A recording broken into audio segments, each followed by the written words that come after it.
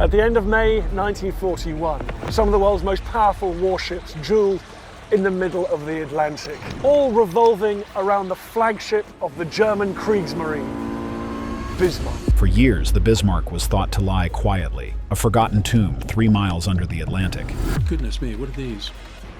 Could this be a gun? Yeah, you see the gun, one of the barrels? It's upside down. That notion has been upended. A deep-sea drone has discovered a sealed compartment within the wreck, still radiating heat, oozing synthetic fluid, and sending out a rhythmic signal no sunken vessel should be able to produce. Was it a ship? Was it something more?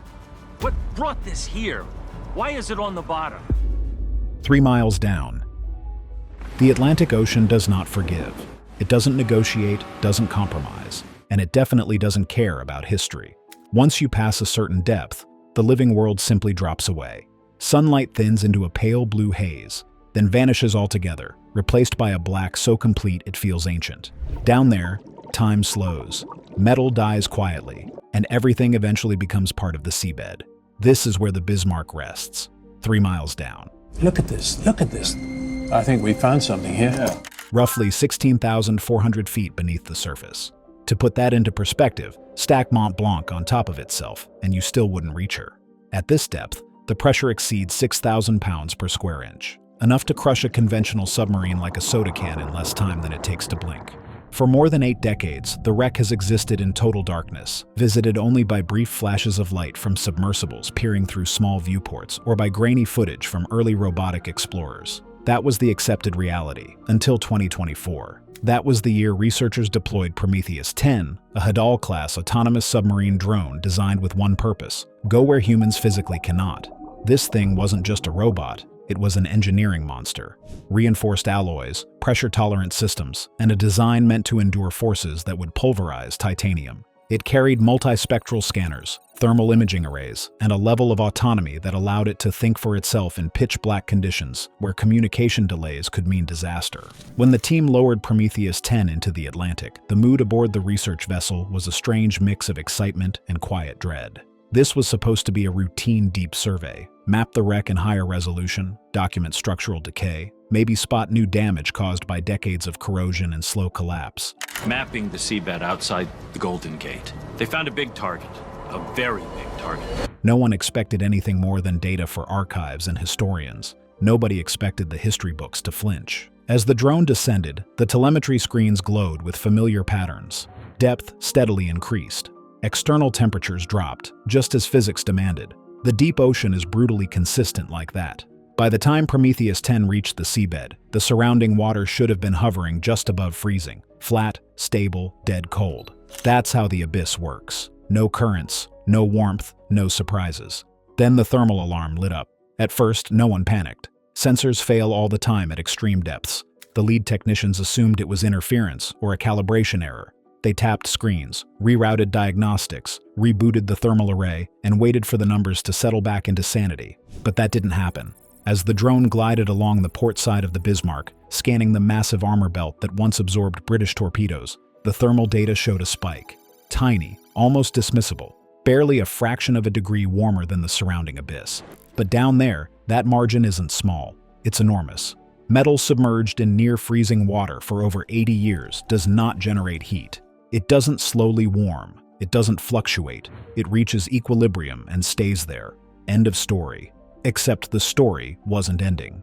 The drone eased closer, its thrusters stirring clouds of silt that hadn't moved since the ship slammed into the ocean floor. The cameras locked onto a section of the hull most previous surveys had ignored, a 320mm thick armored bulkhead, part of the ship's inner citadel. This section had remained sealed during the sinking and had survived the violent impact with the seabed. The heat wasn't on the surface, it was coming from behind that wall. That realization rippled through the control room like an electric shock. Ships cool down to ambient temperature within hours of sinking, days at most. For the Bismarck to still be emitting thermal energy after 8 decades suggested one thing, and one thing only. Something is active. Initial theories flew fast. Some scientists suggested chemical explanations, corrosion reactions, slow exothermic processes as metal broke down under pressure, a kind of rust fire, burning without oxygen. It sounded reasonable until the data was examined closely. The heat signature wasn't diffuse or random, it was steady, localized, precise, centered behind a single reinforced bulkhead. That's when the conversation shifted. Historians reminded the team that the Bismarck was built with redundancy bordering on paranoia, independent oxygen scrubbers, backup battery banks meant to keep critical systems operational even after catastrophic damage. But those systems relied on lead-acid or nickel-iron batteries. Even in ideal conditions, they wouldn't survive decades, certainly not long enough to generate detectable heat. There was no known power system from the 1940s capable of doing this. And then the whispers began. Was there classified equipment aboard the ship? Something never recorded in official logs? Toward the end of the war, German engineering was advancing at a frightening pace.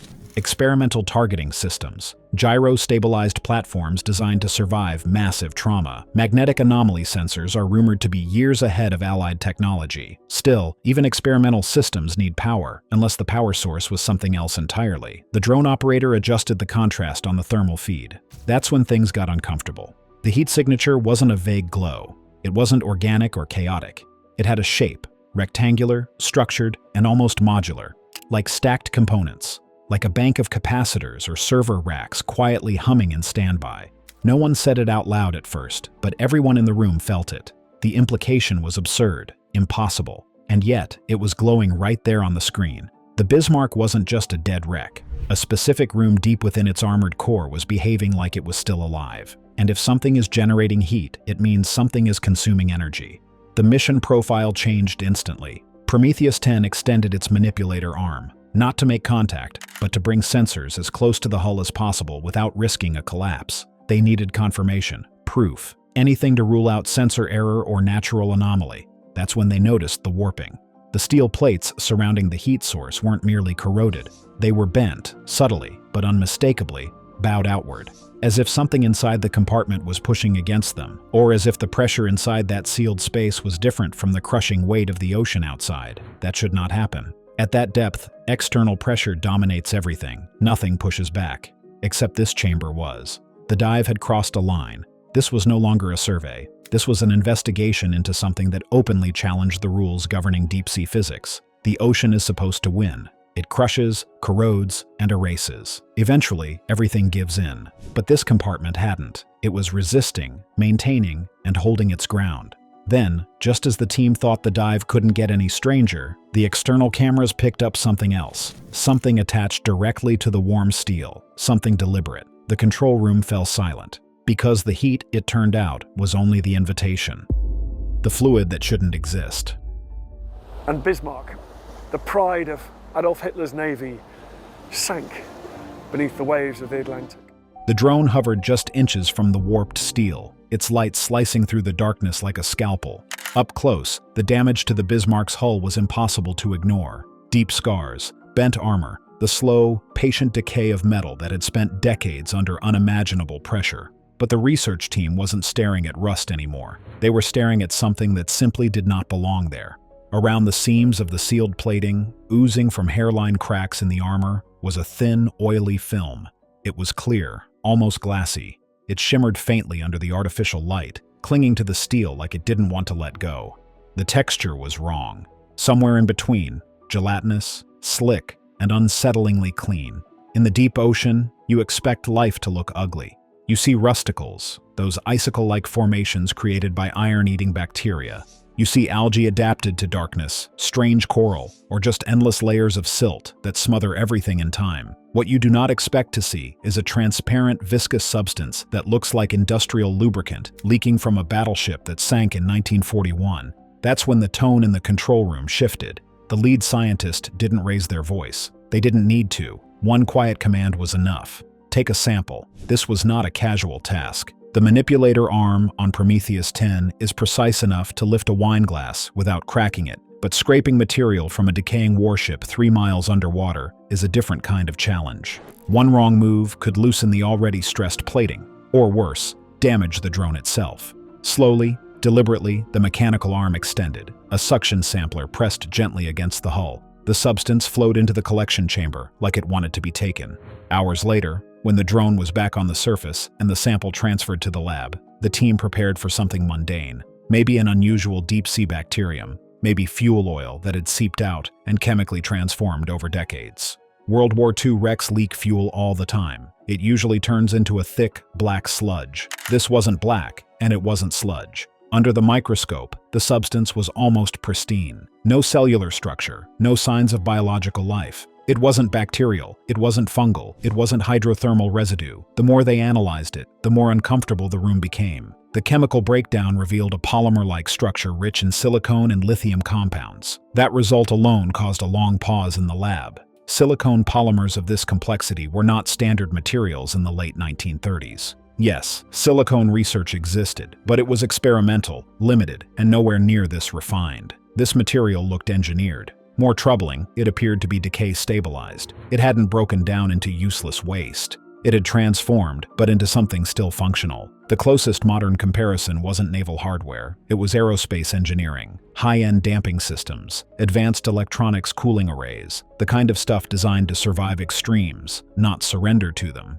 Then came the pressure test. A single drop of the substance was placed inside a vacuum chamber configured to simulate deep-sea pressure. The expectation was simple: it would freeze, fracture, or collapse. Instead, it thickened. The higher the simulated pressure climbed, the more resilient the material became.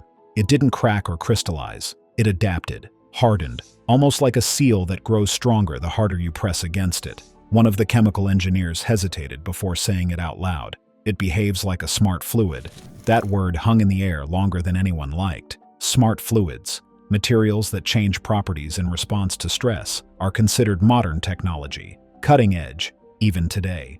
So how does a battleship built before World War II end up leaking something that behaves like it belongs in a 21st century lab? Naturally, the theories exploded. One camp suggested the chamber behind the armored wall was a storage space for experimental materials. The German war machine was obsessed with innovation: synthetic rubber, advanced fuels, rocket propulsion. Maybe this gel was part of an early attempt at vibration isolation. Picture a room housing delicate prototype radar equipment or a mechanical computer. When the Bismarck fired its massive 15-inch guns, the shockwaves would have been catastrophic for fragile vacuum tubes. To protect them, you'd need a shock-absorbing system, a room within a room. This fluid could have been the hydraulic medium that kept sensitive systems alive while the rest of the ship shook itself apart. That explanation was unsettling, but still grounded. Then the darker theory surfaced. Some historians pointed to long-whispered rumors of Project Navalhorn, a supposed initiative to design sealed command compartments capable of surviving the sinking of a vessel. The concept wasn't entirely insane. Early U-boat designs already flirted with pressure-resistant sections. Navalhorn allegedly took that idea further: create a capsule strong enough to withstand crush depth, preserving codes, machinery, and possibly even personnel for later recovery. Recovery that never came.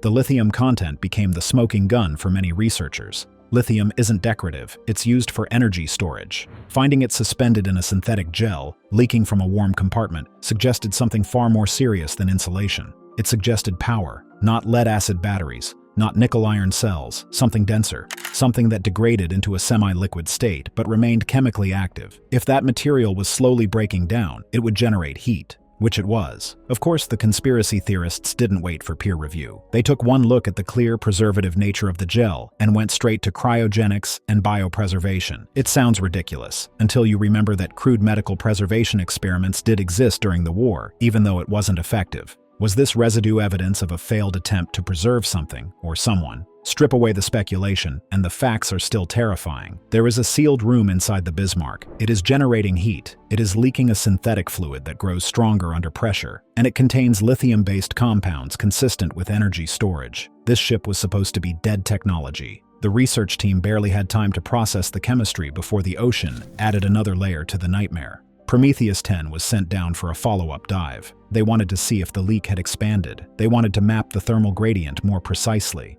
9 hours into the descent, the sensors changed behavior. They stopped just looking. They started listening. And what they picked up wasn't background noise. It wasn't tectonic groaning or distant currents. It was patterned, rhythmic, intentional enough to turn confusion into something colder. It turned confusion into fear, because the Bismarck wasn't just leaking fluid anymore. It was trying to communicate.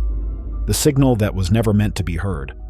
Sound behaves differently underwater. Down there, it doesn't just travel, it glides. Whales can call to each other across entire ocean basins. Submarines can hear a single propeller blade turning from miles away. The sea is a massive acoustic amplifier, yet despite that clarity, the deep ocean is usually a mess of noise. Tectonic plates shifting, currents sliding over wreckage, metal groaning as it slowly settles into mud. It's a chaotic, random soundscape. What Prometheus 10 detected was none of that. The drone's acoustic sensors were running a routine passive sweep, listening for stress noises that might suggest an imminent collapse of the hull. The data stream was dull until it wasn't. Without warning, the audio visualizer spiked. A sharp rhythmic ping sliced through the background hiss. It struck the inner wall of the sealed chamber and echoed outward, clean and unmistakable.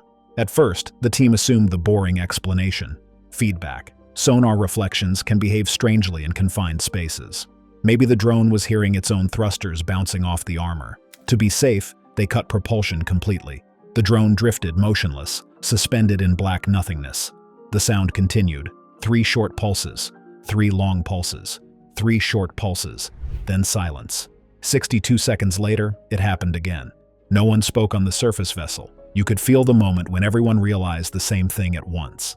This wasn't just a pattern. It wasn't random mechanical noise. It was deliberate. Anyone who's ever tied a knot or sat through a safety briefing knows that sequence. It's SOS. The problem, of course, is that sunken battleships do not send Morse code. The Bismarck's electrical systems were obliterated by shellfire and flooding before she ever slipped beneath the waves. Even if a generator had miraculously survived, it would have run dry in 1941, and any conventional batteries would have died decades ago. So how is a precise, rhythmic distress signal coming from inside a sealed compartment of a ship that's been dead for over 80 years? The technician studying the waveform frowned. This wasn't a human banging on steel. Human signals wobble, they drift, they carry emotion and fatigue.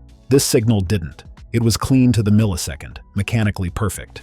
That suggested automation. An elderly naval historian aboard the expedition felt a chill and began scrolling through files on his tablet. He remembered a footnote. Something obscure, buried deep in a declassified operations manual. After a few tense minutes, he found it. A last-ditch distress protocol. According to the document, certain German vessels were equipped with a simple, rugged emergency system. No complex electronics, just electromagnetic relays, almost clockwork in nature, paired with a heavy-duty capacitor and a sealed chemical battery. If triggered, the system could emit low-frequency acoustic pulses designed to help salvage crews locate the wreck. It was crude and clever, and it was designed to operate for 48 hours, maybe a week, if you were generous, not 8 decades. This is where things took a darker turn. The pulses weren't just rhythmic, they were timed, exactly 62 seconds apart. Not any of the intervals normally used for distress calls. 62. In German naval coding, timing mattered. Certain intervals conveyed status information without transmitting words. 62 seconds wasn't associated with under attack or abandoned ship. It was an obscure interval some researchers believe meant something far more specific, something that says the vessel is sealed and the cargo intact. The implication landed like a punch to the chest. Was there something inside that compartment that had been waiting? Dormant for decades, locked in darkness, doing absolutely nothing until something woke it up. Some systems are designed to remain completely inert until triggered by sound.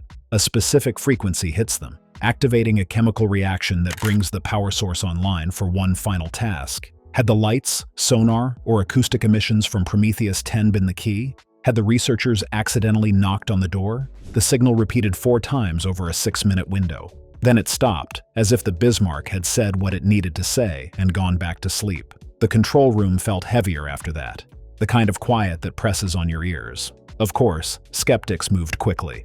One group suggested magnetic reverb, a phenomenon where massive metal structures interact with Earth's magnetic field, releasing stress in rhythmic pulses. It happens, it's real, but magnetic reverb doesn't spell SOS. Others floated the idea of interference or hacking. Maybe someone spoofed the signal, injected noise into the feed.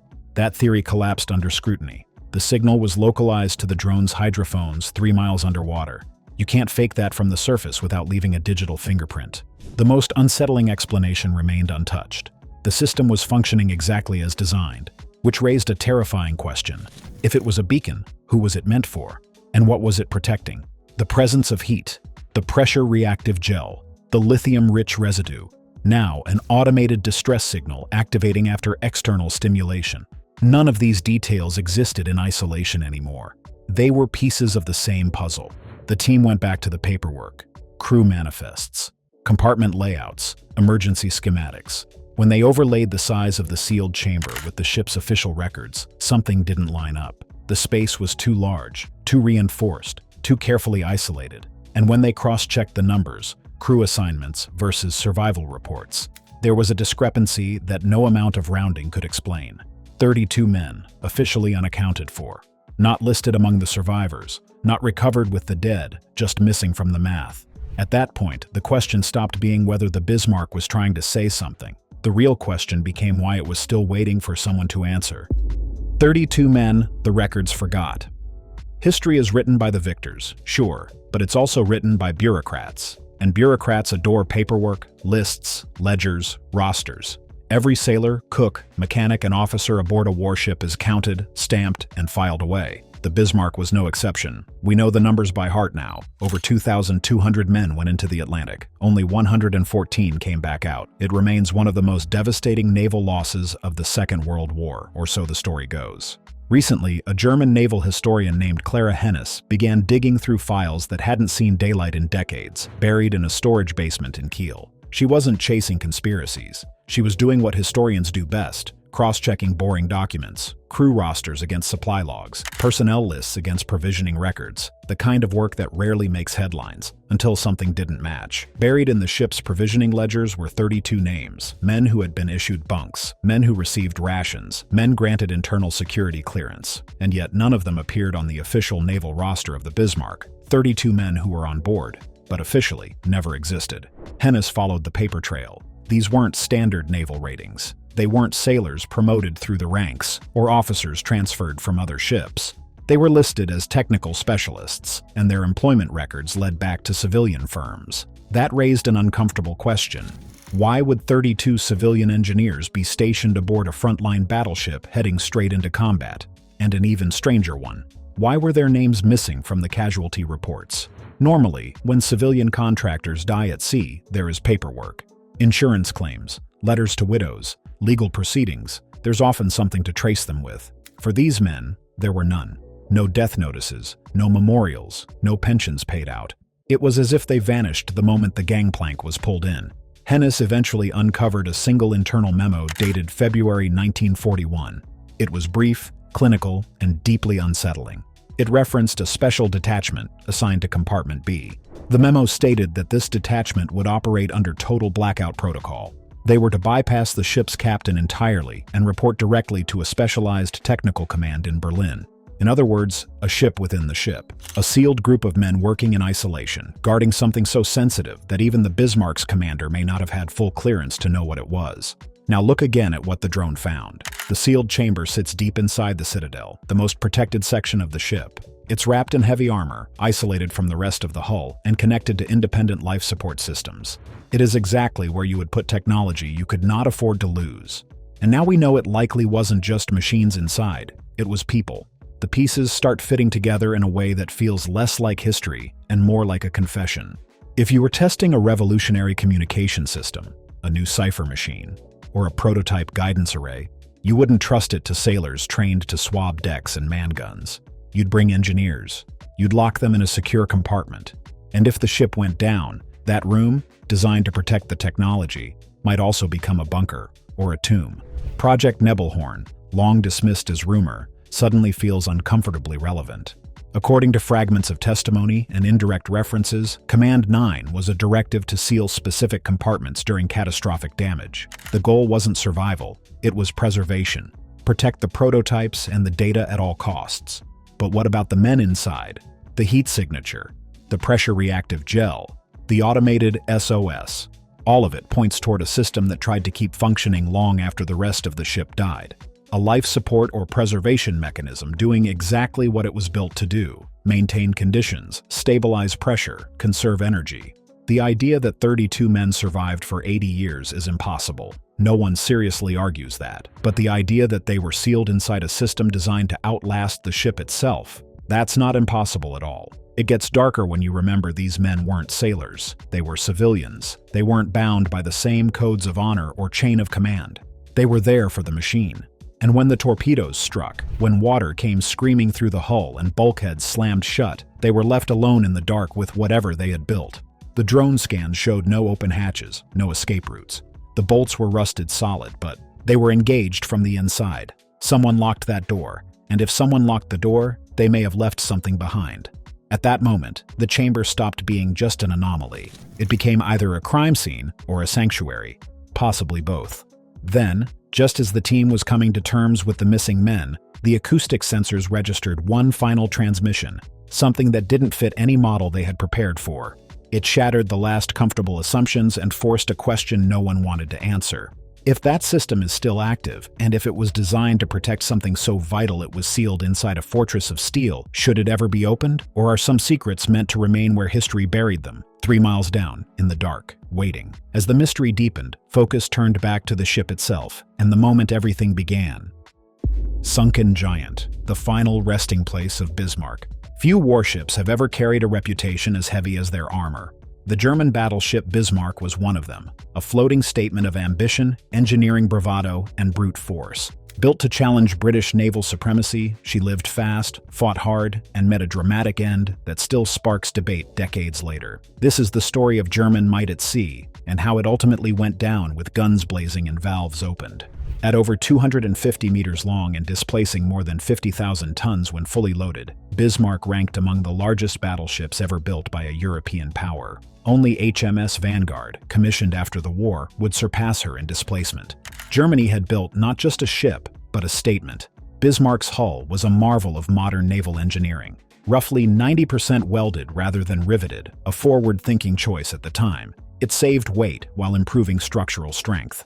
The hull was divided into 22 watertight compartments, backed by a double bottom running across most of the ship's length. On paper, she was tough to kill. In theory, though, she was perfectly suited for long-range commerce raiding and fleet engagements alike. Life aboard was intense, regimented, and surprisingly communal. The crew even published their own newspaper, The Ship's Bell, a reminder that even aboard a war machine, sailors still looked for moments of normalcy. Bismarck's operational life was brief but explosive. In May 1941, she broke into the Atlantic alongside the heavy cruiser Prince Eugen. The mission: disrupt Allied shipping and force the Royal Navy to respond. Respond they did. The confrontation that followed, most famously the destruction of HMS Hood, sent shockwaves through Britain. The loss of the Royal Navy's pride turned the hunt for Bismarck into a national obsession. Orders were blunt and unambiguous: sink her at all costs. After days of pursuit, air attacks, and surface engagements, Bismarck was battered, isolated, and slowing. Torpedo hits crippled her steering.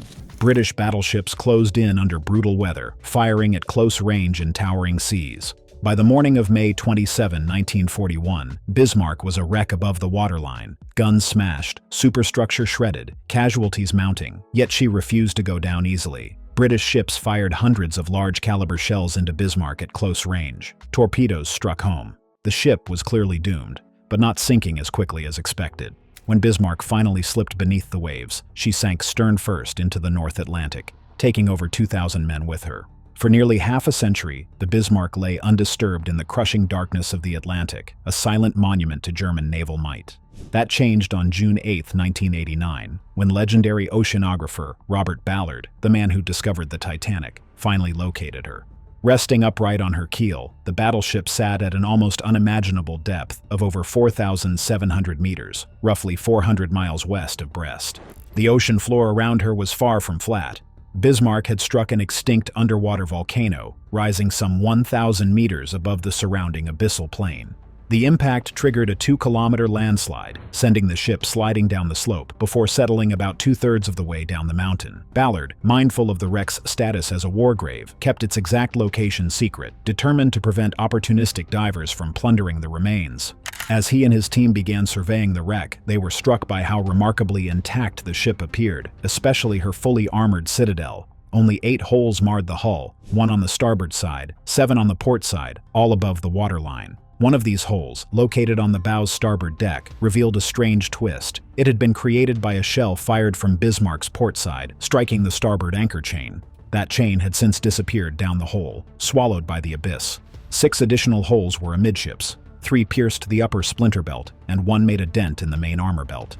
Further aft, a massive gash ran parallel to the aircraft catapult on the deck. Submersibles found no evidence of penetration through the main or side armor here, suggesting the shell had only pierced the deck. Historians William Garsky and Robert Doolan noted that the British battleships firing at close range faced rough seas and flat shell trajectories, making it almost impossible to hit the relatively narrow belt armor above water. Waves shielded the ship, while short-falling shells either ricocheted or exploded harmlessly on the surface. Ballard made another intriguing observation. There were no signs of internal implosions, the kind that occur when a ship hull sinks while still trapped with air inside. The ocean's immense pressure should have crushed her. Yet the Bismarck's compartments were flooded during her descent, protecting the hull from implosion, a fact supporting the scuttling theory. Ballard summed it up plainly. Bismarck did not implode. He found the hull relatively undamaged by the plunge and impact. According to German survivors, the direct cause of the sinking was deliberate. Crew sabotage of engine room valves, ensuring the ship would not fall into British hands. The stern of Bismarck had broken away, but it was absent from the main wreck site.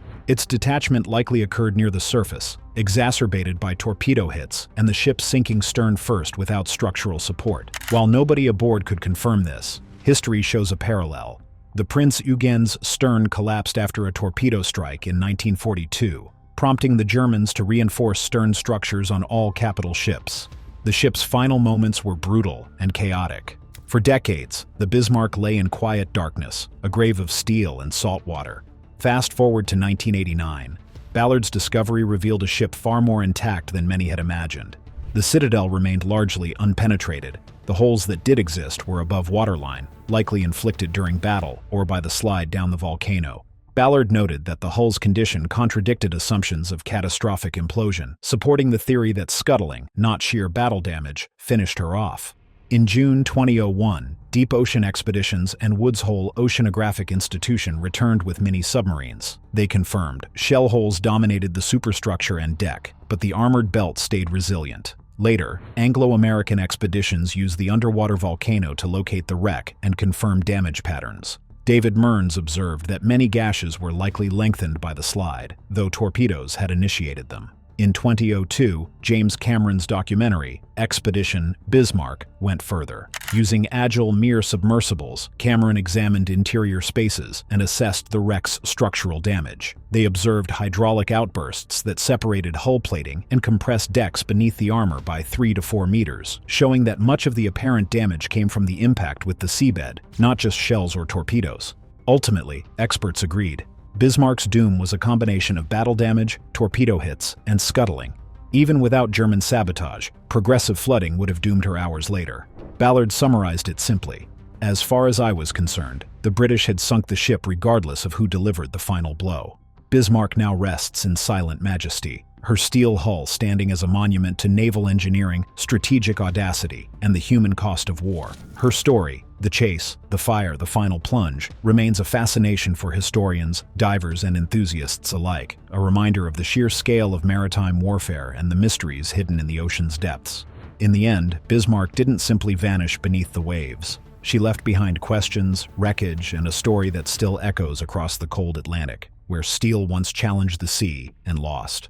Please click the cards on the screen now for more interesting videos.